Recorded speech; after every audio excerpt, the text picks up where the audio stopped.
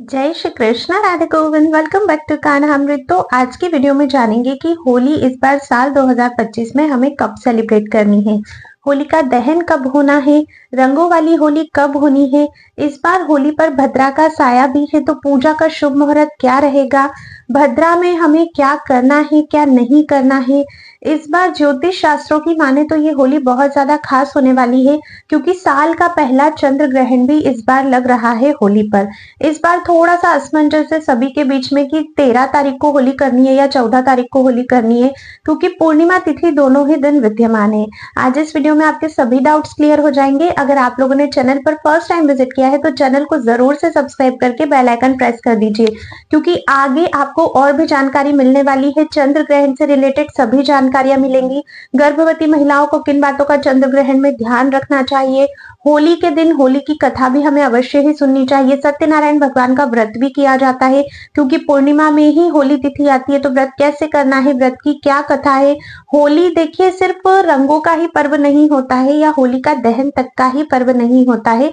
होली के पर्व पे कई सारे ऐसे उपाय आप कर सकते हो जो आपका जीवन बदल सकते हैं। तो वो सभी उपाय की वीडियोस भी आने वाली है, तो चैनल को सब्सक्राइब करके जरूर रख लीजिएगा। चलिए इस वीडियो को शुरू करते हैं। होली, जो कि हिंदू धर्म में बहुत ही खास पर्व माना जाता है। सबसे ज्यादा जो मैं रंगों की बात करूं, अगर ये रंगों का त्योहार कहीं पर सबसे ज्यादा प्रिय है तो वो है हमारे ब्रिज वृंदावन में हमारे ठाकुर जी और श्री राधा रानी का प्रिय। वैसे तो पूरी दुनिया होली मनाती है, लेकिन जो होली ब्रिज मनाता है वो होली पूरी दुनिया में आपको कहीं भी नहीं मिलेगी। बसंत पंचमी से ही ठाकुर जी को गलचप्पे लगना शुरू हो जाते हैं गुलाल के, जो कि रंग पंचमी पर्यंत तक चलते हैं। अभी होलाष्टक लगने वाला है, जो कि 7 मार्च से शुरू हो रहा है। 7 मार्च से 14 मार्च तक होलाष्टक रहेंगे। ये जो 8 दिन होते हैं ये लड्डू गोपाल को बहुत बहुत ज्यादा प्रिय होते हैं, क्योंकि इन 8 दिनों में अलग अलग दिन अलग अलग तरह की होली ब्रिज वृंदावन में खेली जाती है। इस पे मैं ऑलरेडी एक वीडियो बना चुकी हूँ, लिंक आपको डिस्क्रिप्शन बॉक्स में मिल जाएगा, वहां से आप उसे चेकआउट जरूर करिएगा। घर पर भी हमें ठाकुर जी की सेवा इसी हिसाब से करनी चाहिए जिस हिसाब से ब्रिज वृंदावन में अलग अलग दिन की अलग अलग होली होती है। जैसे लड्डू मार होली, लठ मार होली, रंगीली होली, फूलों की होली, उसी हिसाब से घर पे भी हमें सेवा करनी चाहिए। ठाकुर जी श्री राधा रानी का बहुत प्रिय त्योहार है, और इसीलिए उनके भक्तों को भी पूरे साल इंतजार रहता है कि कब होली का पर्व आएगा। होलाष्टक में क्या करना है क्या नहीं करना है, किन बातों की सावधानी रखनी है, उस पर भी वीडियो आ चुका है, लिंक आप लोग डिस्क्रिप्शन बॉक्स में से चेक कर सकते हो।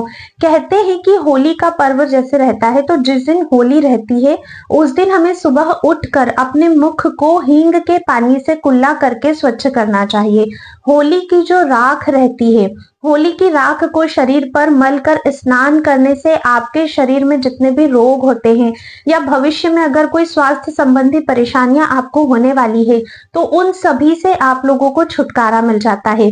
देखिए होलाष्टक के दिन वैसे तो बहुत अशुभ माने जाते हैं, पर इन दिनों में अगर कुछ उपाय आप कर लेते हो तो उससे क्या होता है कि आपको बहुत ज्यादा लाभ होता है। जैसे होलाष्टक के इन 8 दिनों में हमें नरसिंह भगवान की पूजा करनी चाहिए। बहुत अधिक महत्व होता है, क्योंकि भक्त प्रहलाद को बहुत प्रताड़ना दी गई थी इन 8 दिनों में, और फिर भगवान ने नरसिंह अवतार लेकर अपने भक्त की रक्षा करी थी। इसकी कथा भी मैं आपको सुनाऊंगी, जो कि आगे आने वाले वीडियोस में आपको मिल जाएगी। अभी वीडियो को हम लोग ज्यादा लंबा नहीं करते हैं। तो भगवान नरसिंह देव की पूजा करना बहुत शुभ होता है, खासकर पूर्णिमा के दिन तो अवश्य ही। फाल्गुन मास की जो पूर्णिमा अब आ रही है उस दिन अवश्य ही आपको ये कार्य करना है। गौर पूर्णिमा भी होती है, क्योंकि श्री कृष्ण चैतन्य महाप्रभु जी का आविर्भाव दिवस होता है, तो महाप्रभु जी की बधाई गान भी होलाष्टक से शुरू हो जाता है। गौर पूर्णिमा भी सभी वैष्णवों को, सभी कृष्ण भक्त को बहुत धूमधाम से मनानी चाहिए। उस पर भी आगे आपको वीडियो चैनल पर मिल जाएगा, तो आप निश्चिंत रहिए, सभी चीजों की वीडियो आपको चैनल पर मिल जाएगी। होली पर जो ये होलाष्टक के दिन चल रहे हैं, तब हमें विष्णु सहस्त्र नाम का भी पाठ करना चाहिए, वो भी बहुत ज्यादा शुभ फलदायी होता है। माता लक्ष्मी की कृपा भी हमें प्राप्त होती है। तो आप लोग इन छोटी छोटी बातों का विशेष ध्यान रखिएगा। अगर होली वाले दिन कोई भी सुबह सुबह आपको कुछ भी खाने पीने के लिए देता है, मतलब दूसरे का, बाहर का, आपको होली पर सुबह सुबह एकदम उठते से कुछ भी नहीं खाना चाहिए। इससे बहुत ज्यादा नेगेटिविटी आपके जीवन में आती है। अगर कोई आपसे कपड़े मांगता है आपके, या आपकी इस्तेमाल करी हुई कोई भी चीज मांगता है, तो वो भी आपको नहीं देनी चाहिए, क्योंकि देखिए होलाष्टक जन्माष्टमी के इन दिनों में, होली के 2 दिनों में, पूर्णिमा और प्रतिपदा के दिन भी बहुत सारे लोग टोना टोटका करते हैं जो कि कारगर भी साबित होते हैं। तो हमें अपनी इस्तेमाल की गई चीज किसी को भी नहीं देनी है, क्योंकि मतलब अपने मन से अगर हम अपने पैर पर कुल्हाड़ी मारे तो वो चीज सही नहीं होगी। तो आप इन चीजों से बचिएगा। बाकी आगे आने वाली वीडियोस में मैं आपको और भी चीजें बताऊंगी क्या करनी है और क्या आपको नहीं करनी है। ठीक है, तो देखिए होली का एक तो होता है कि शास्त्रीय जो परंपराएं हैं या फिर जो मान्यताएं हैं उसके अनुसार जो नवविवाहित स्त्री होती है उसे होली जलती हुई नहीं देखनी चाहिए। इसीलिए तो कहते हैं ना काफी सारे लोगों के यहाँ की जिसकी नई नई शादी होती है, जो न्यूली मैरिड गर्ल है, उसको अपने ससुराल में नहीं रहना चाहिए, पीहर में रहना चाहिए। वो इसीलिए कहते हैं क्योंकि जलती हुई आप आराम से अपने ससुराल में रह सकते हो, होली खेल सकते हो, कोई प्रॉब्लम नहीं है। बस होली का दहन होते हुए आपको नहीं देखना है। होली का दहन भी जो लोग करते हैं, ऐसी मान्यता है जिनको संतान नहीं होती है उन्हीं लोगों को होली का दहन करना चाहिए। अगर आपके कोई भी संतान है तो आपको होली का दहन नहीं करना चाहिए। पूजा वगैरह आप लोग बहुत आराम से कर सकते हो, पर होलिका का दहन नहीं करना चाहिए। आप किसी और से करवा सकते हो। ठीक है, होली का जो डांडा गड़ता है, कहते हैं ना कि होली हमने अब गाड़ दी है, तो देखिए जब से होली का डांडा गड़ जाता है तब से फिर अगर आपने भी ये प्रक्रिया करी है तो फिर उसमें आपको कुछ भी खाने पीने की चीजें डालनी पड़ती है, जिसमें उपले डलते हैं, है ना, होली के जो बड़ुले बनते हैं वो डलते हैं, वो सारी चीजें डालिए, पवित्र चीजें ही डालिए। देखिए होली को ना बहुत बहुत पवित्र माना जाता है और होली की राख को भी अत्यंत पवित्र माना जाता है। होली की राख से कुछ ऐसे उपाय हैं जिन्हें अगर आप करते हो तो आपके आने वाला जो भविष्य है वो पूरी तरह से आप लोग बदल सकते हो। वो मैं आपको आगे बताऊंगी, वीडियोस में आएंगे उपाय के वीडियोस, तब आप लोग देखना। ठीक है, चलिए अभी इस वीडियो में हम लोग ये जान लेते हैं कि होली इस बार कब सेलिब्रेट करनी है, भद्रा कब है, राहु काल कब है, चंद्र ग्रहण का क्या रहेगा इस बार, और सारी चीजें जो मुहूर्त के हिसाब से है वो मैं अब आपको बताती हूँ। देखिए इस बार होली का दहन का जो शुभ मुहूर्त है वो रहेगा 13 मार्च दिन गुरुवार को, जो कि है रात्रि में 11:26 से 12:30 तक। ये 64 मिनट का समय मिलेगा आपको, मतलब 1 घंटे 4 मिनट का ये शुभ समय है। इसी समय में होली का दहन करना अत्यंत शुभ माना जाएगा क्योंकि पूरे दिन जो है वो भद्रा का साया रहेगा। ठीक है, भद्रा कब से कब तक रहेगी, तो भद्रा रहेगी 13 मार्च दिन गुरुवार को सुबह 10:35 से लेकर रात्रि 11:26 तक।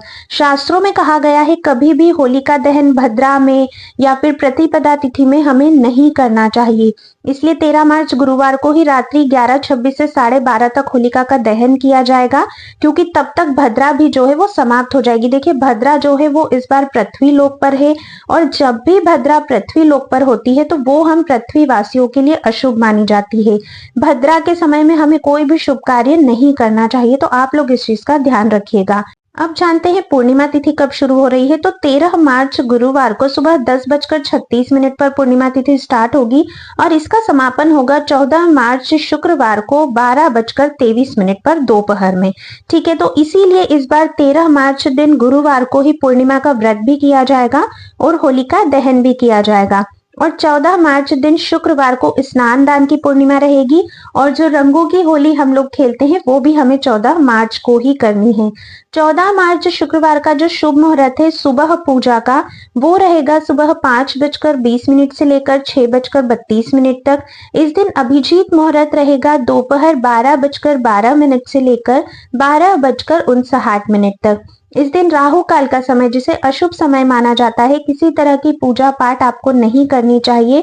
वो समय रहेगा सुबह 10:30 से लेकर दोपहर 12 बजे तक। तो ये थी कि हमें होली पर्व कब मनाना है, पूर्णिमा कब रहेगी, और जितने भी शुभ मुहूर्त अशुभ मुहूर्त थे उन सभी की जानकारी।